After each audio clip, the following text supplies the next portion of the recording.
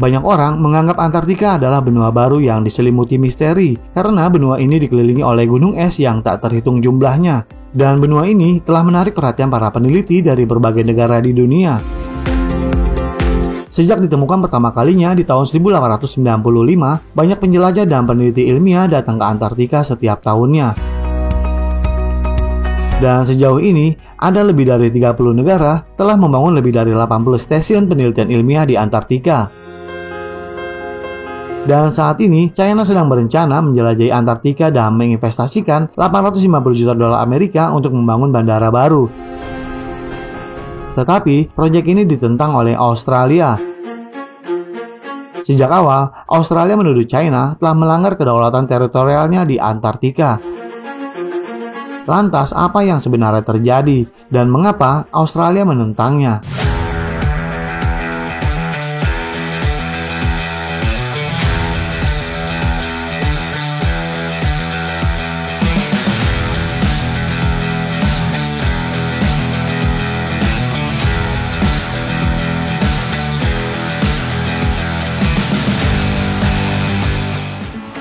Sebelum kita lanjut, izinkan kami dari tim redaksi mengucapkan rasa terima kasih yang sebesarnya atas kemurahan hati Anda semua dalam membantu pengembangan channel ini. Antartika adalah gletser besar yang terletak di ujung selatan bumi dengan total luas sekitar 14,245 juta kilometer persegi. Sebagai tempat terdingin di dunia, suhu terendah di Antartika bisa mencapai minus 89,2 derajat Celcius. Karena curah hujan yang rendah dan udara Antartika yang sangat kering, sehingga dijuluki gelar gurun putih di tanah putih. Dan di wilayah ini, hanya sekitar 2% tempat yang cocok untuk bertahan hidup, dan 90% wilayah ini ditutupi oleh es dan salju sepanjang tahun. Sejak Antartika ditemukan manusia, gurun putih ini selalu menarik perhatian para ilmuwan dari seluruh dunia. Meskipun Antartika terlihat seperti gletser, tetapi wilayah ini kaya akan sumber daya penting, seperti minyak dan sumber daya mineral lainnya. Menurut data eksplorasi sebelumnya, Antartika memiliki lebih dari 200 jenis sumber daya mineral, tambang batu bara, dan besi. Sumber daya mineral yang disimpannya adalah besi paling berharga di dunia. Dan sumber daya ini sangat penting dalam penelitian ilmiah, ekonomi, dan pertahanan militer. Jika manusia dapat mengeksplorasi sumber daya mineral ini di masa depan, paling tidak ini akan tersedia selama 200 tahun. Dan untuk memastikan penggunaan sumber daya secara rasional di Antartika, Perserikatan Bangsa-Bangsa telah mengeluarkan serangkaian perjanjian di Antartika yang melarang semua negara melakukan kegiatan militer di wilayah Antartika dan membatasi kegiatan penambangan berbagai negara di Antartika sampai batas tertentu. Namun masa berlaku perjanjian ini hanya sampai di tahun 2048. Tetapi setelah tahun 2048, tentu semua negara di dunia ingin mengeksploitasinya. Dan oleh karena itu, negara mana yang dapat memanfaatkan peluang di Antartika saat ini akan memperoleh sumber daya besar di masa depan. Pada tahun 2021, tercatat lebih dari 30 negara telah membangun stasiun penelitian ilmiah dan juga bandara di sini.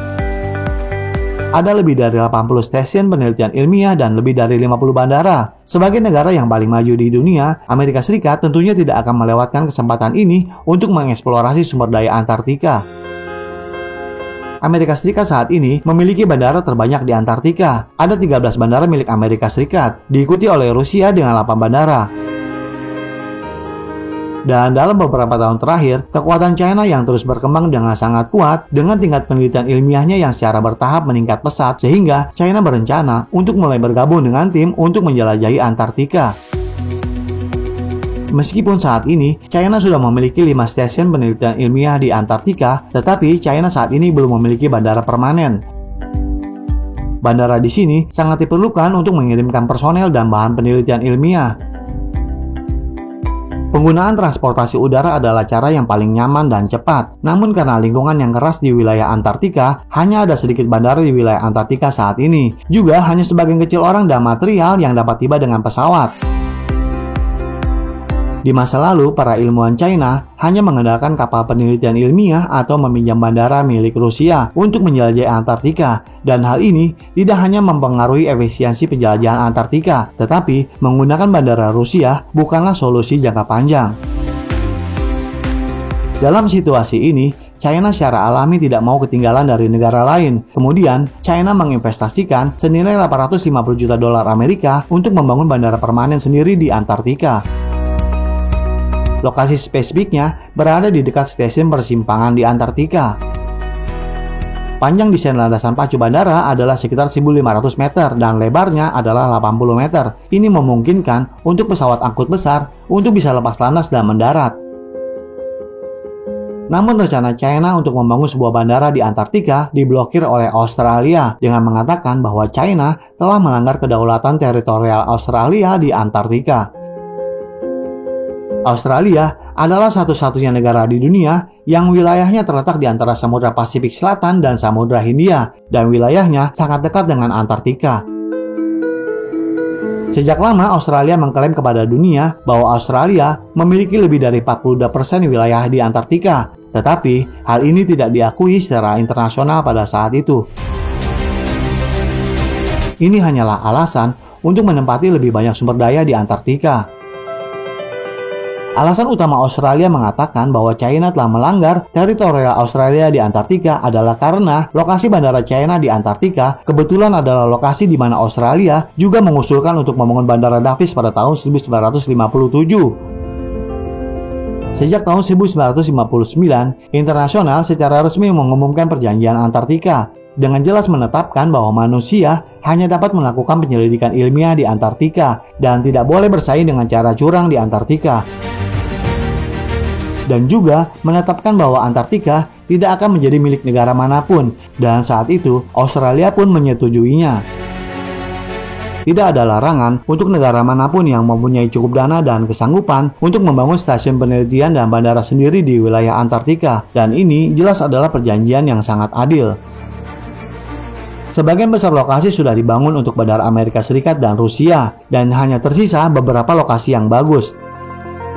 Dalam 60 tahun terakhir, Australia menggunakan pembangunan bandara Davis sebagai alasan untuk menduduki lokasi ini, tetapi sampai sekarang mereka tidak pernah membangunnya. Bahkan jika China tidak membangun bandara di sini, mungkin akan ada negara lain yang bersengketa juga dengan Australia di masa depan. China sebenarnya tidak melanggar kedaulatan teritorial Australia di Antartika, tetapi Australia ingin menduduki situs ini untuk waktu yang lama. Dalam proses pembangunan bandara, China juga menemui banyak kesulitan, karena untuk lingkungan khusus di Antartika, para pekerja konstruksi harus siap menghadapi situasi berbahaya, seperti hujan es lebat dan retakan salju setiap saat. Apalagi, Antartika terletak di sabuk barat, dengan angin yang sangat kencang, sehingga konstruksinya sangat sulit. Lapisan salju tebal tidak hanya sulit untuk dibangun, tetapi juga tidak dapat memenuhi persyaratan pesawat lepas landas dan mendarat.